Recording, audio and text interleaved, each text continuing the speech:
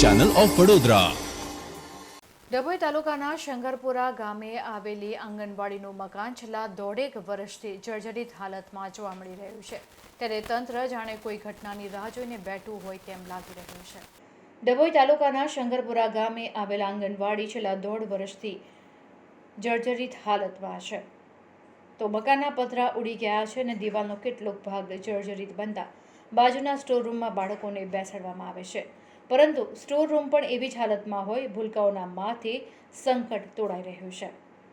તંત્ર પણ જાણે કોઈ હોનારતની રાહ જોઈને બેઠું હોય તેમ આ મામલે દુર્લક્ષ્ય સેવતું હોવાનો આક્ષેપ સ્થાનિકોએ લગાવ્યો છે।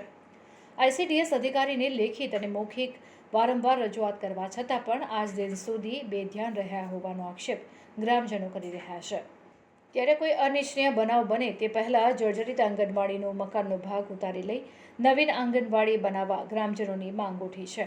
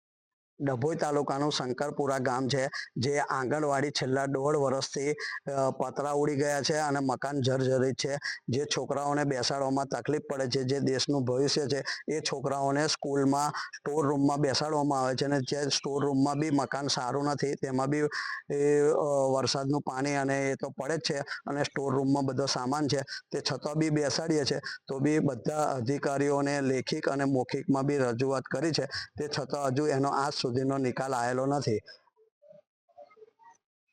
આપણે અધિકારીઓ શું કહે છે? અધિકારીઓ એવું કહે છે કે થઈ જશે એમ। લેખિત કરી કે મૌખિકમાં કરી? લેખિતમાં બી કરેલી છે ને મૌખિકમાં બી કરેલી છે। આશરે કેટલી સંખ્યા હશે? આશરે 10 થી 12 છોકરાઓ છે। તમારી શું માંગ છે? અમારી એક જ માંગ છે કે આંગણવાડીનું મકાન નવું થઈ જાય, એ જ અમારી ગ્રામજનોને અને અમે એ જ ઈચ્છીએ છે। આશરે કેટલા વિદ્યાર્થીઓ ભણતા હશે અને કેટલા ટાઈમથી આવી હાલતમાં છે? છેલ્લા દોઢ વર્ષથી આ મકાન આંગણવાડીનું જર્જરિત છે અને પતરા બી ઉડી ગયેલા છે અને અંદર તો બેસાય એવું જ નથી અને 12 છોકરાઓ છે અત્યારે।